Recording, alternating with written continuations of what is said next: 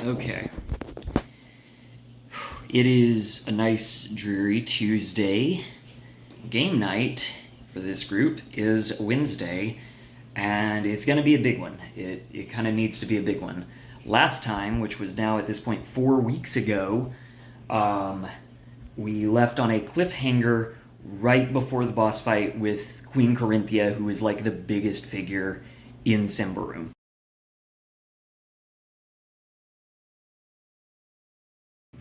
That has been the goal of this one party for a while. So I've had Korinthia kind of built for a while.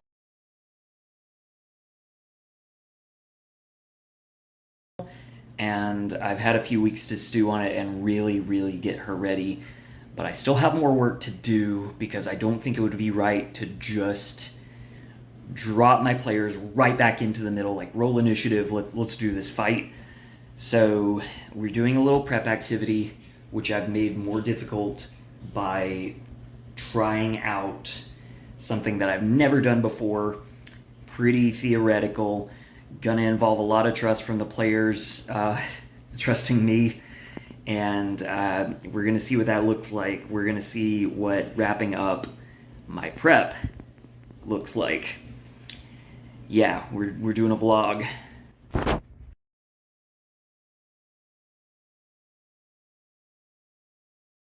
I've gone ahead and moved out a lot of the materials that I'm going to be looking through, minus, my computer where I've been typing stuff on. Already had my V8 energy this morning, and now we're drinking water because that's always good. I made some breakfast. I did my workouts. There's not a lot of weight on those bars because I got to get back into it, but I'm doing it. Breakfast, by the way, was a dish I have been trying to make a recipe for called chicken gourlami. Gourlami. I like doing meal prep. I like making a bunch of food at one time so that later in the week when I don't feel like it, bam, I got 2 or 3 meals for me and my girlfriend ready to throw in a microwave and get ready to go. And that's usually how I prep D&D, or in this case Symbaroum, is front load a bunch of prep, do like 8 hours in one day, so that later on, when I'm in a session and I gotta get to it and I don't feel like prepping, I just have to spend like 30 minutes that day getting back in the zone, and then I can do it. That is not what this is. I've already pulled out my mini vinyl grid and drawn out this. So this is where the players came in, up the spire. Past some closets and stuff. We got some nice buttresses over here. Everybody likes a good buttress. This is okay. This took me probably 20 minutes to draw out, but it's gonna need more work.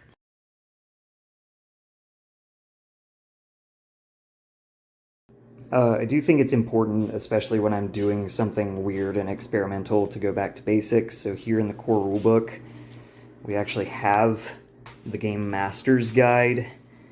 Review the last game session. I have recap videos, which I have watched through in prep for this. Understand the enemy. That's a big part of what we're doing today. And preparing challenges is kind of what we're doing with trying to figure out our map. And I've opened up Morkborg today because I really want to add in a little Doom metal to our dark fantasy. When I look through my 2014 Dungeon Master's Guide, again, we're looking at a lot of dungeon stuff here, and I'm picking in part the pieces that I can use for this bedchamber, and the dungeon dressing is what I need. We have a very plain setup here. I need to dress it up. And I have a lot of stuff in these, but this is probably only half of the minis and stuff that I have. This is just like my go box. So I'm finding some good props. I'm putting down little X's on the map so I remember where to put the props, and I am describing them in my little notebook, which I'll be ready to read out. This is where my descriptions are going to go, because the thing about setting out a prop like this is these are all Chekhov's guns. These are all blinking indicators on your point-and-click game that is like, hey player, pay attention to me. So something like this is just going to be a little set dressing, but this is cover. This is a hazard. Got a weapons rack up here. that is going to include some magical weapons, which will be important for them to get if they have no other options. But I'm not just giving that to them. They are going to have to go up the stairs, which I'm trying to indicate here, to the second level, go all around the catwalk, past whatever's going on here, and then get over to the weapons if they're going to use them against Korinthia. Oh, look, I got a helper. Hey, Taiki, you help me make a dungeon?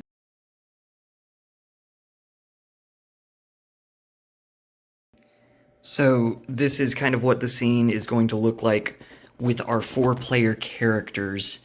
The not dead girl that they brought in with them, the servant girl, and this is going to be Korinthia.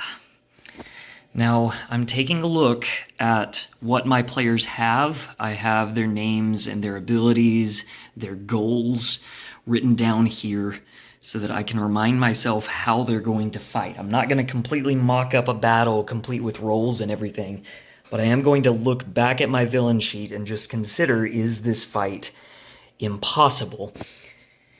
And one keynote that is making this fight difficult compared to when I originally made the Korinthia stat block, which I'll show you soon, is that we're missing a player and a character. This fight was designed for 5 PCs, and there are now only 4, but I am not nerfing my villain.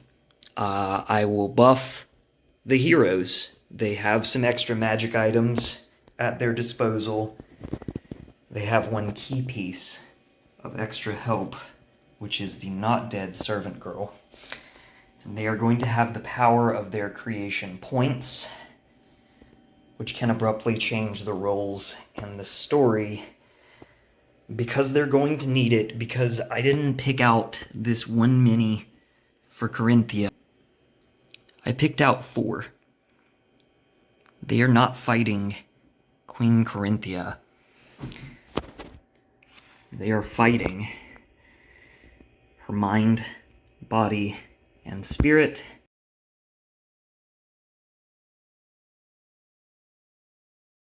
So choice in mini really matters for a big boss like this. I'm not going to say Korinthia can't be hot, but I don't think we will need succubus vibes.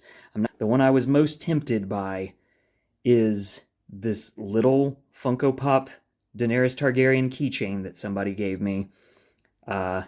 And it's adorable. The vibe is right, except that it's a little Funko Pop, and I want this enemy to be taken seriously, so that won't work. By the way, I met Emilia Clarke one time, had a nice chat. Lovely lady. This is the queen as we know her. And yes, these are my drawings. This took another 4 hours, because if you can't tell, I'm not a pro. But I wanted to have strong visuals, and I wanted myself to get in the mood for this enemy. The shattered mask will form up with a blinding light that is the mind, and her shadow will become manifest as her spirit.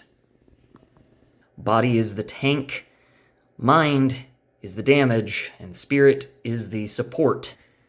And I have the phases of the fight, as well as what Korinthia will be saying to the party, not as monologues, but as small snippets written down in my 1 page of notes for this fight, and upon the 1 index card for her stats.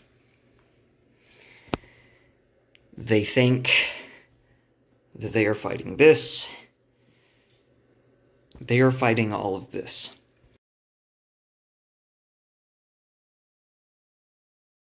I happen to remember, so this is a character sheet for an RPG that I won't name because it's made by the person who's not at our table anymore. There's no reason to drag in his name or his RPG.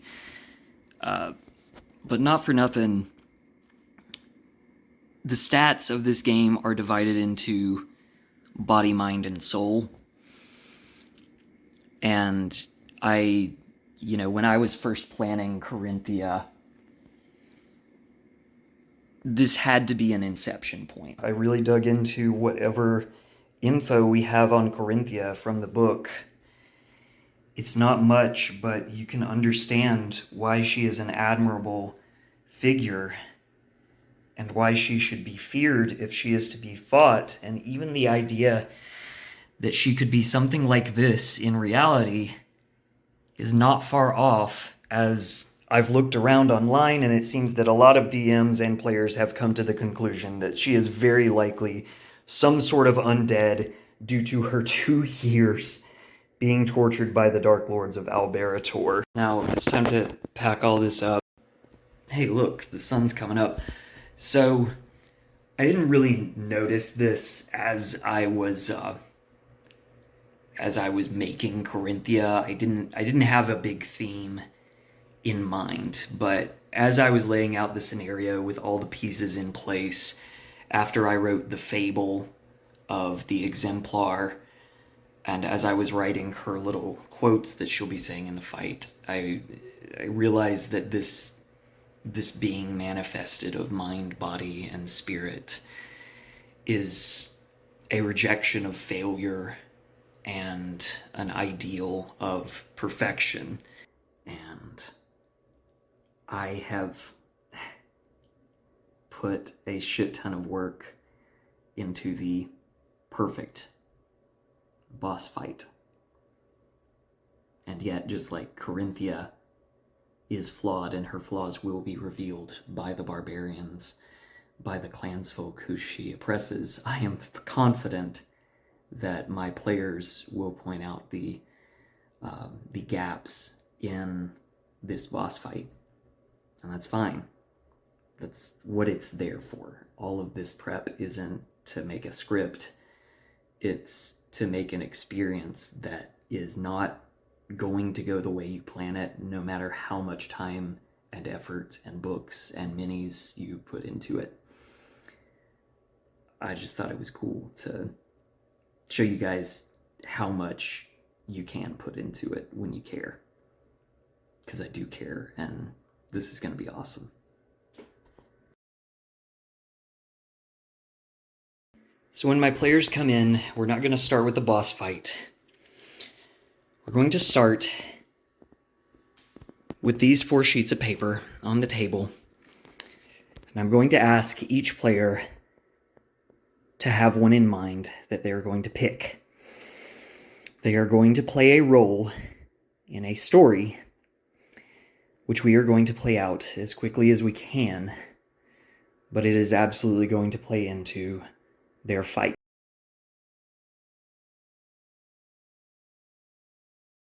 I'm going to pop down the DM screen and I'm going to say as little as possible and let them play it out, and they are still going to have some agency in the story.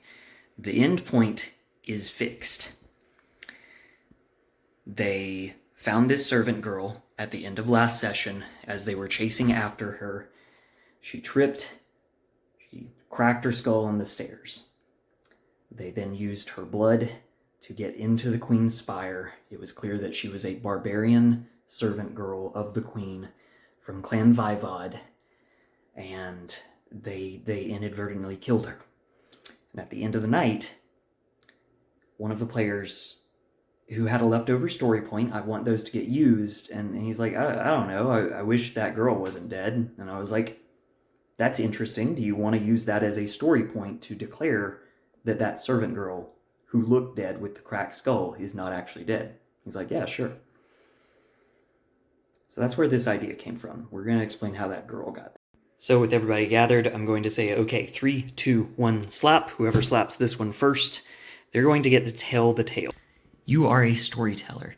You shall read the text and fill in the blanks. So we've got a little Mad Libs here.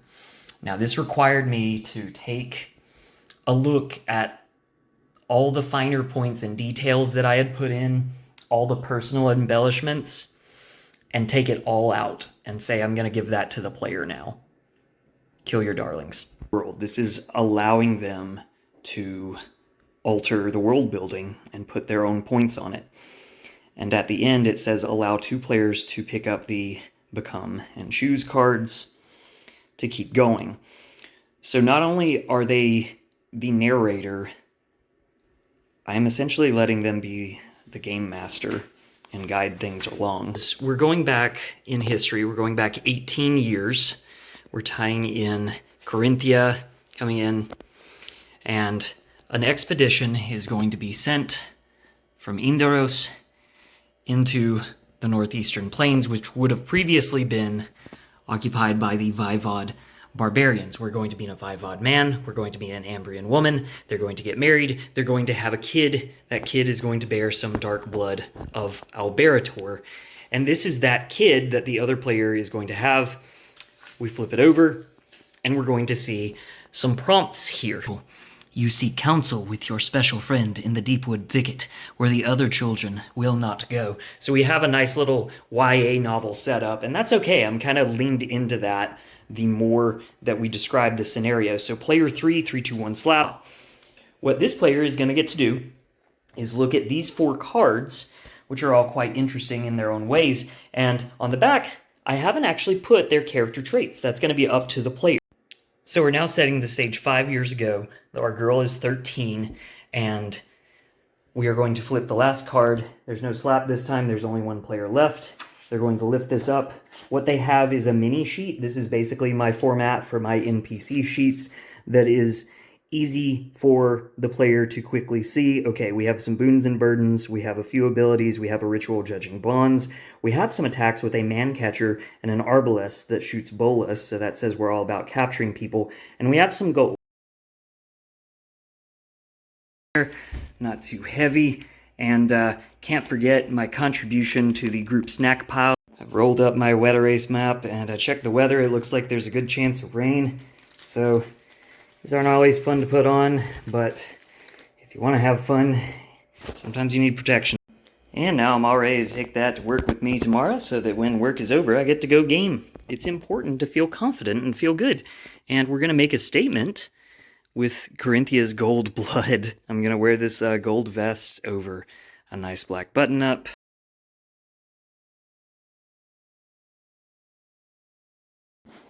All right, trying to think about being done with prep for the day and what that means for tomorrow. So tomorrow, everybody's going to show up around 6:30 to the host's house, and then we're going to chat and have snacks and stuff until like 7, which is going to give me some setup time. And then 7 o'clock to 7:30, or let's just say 8. It's going to take an hour to get through the prologue fable of the exemplar, and then that leaves 2 hours, 8 o'clock to 10 o'clock, for a boss. But that means I need 3 hours of music, so I spent another 30 minutes adding some tracks to my Symba mix.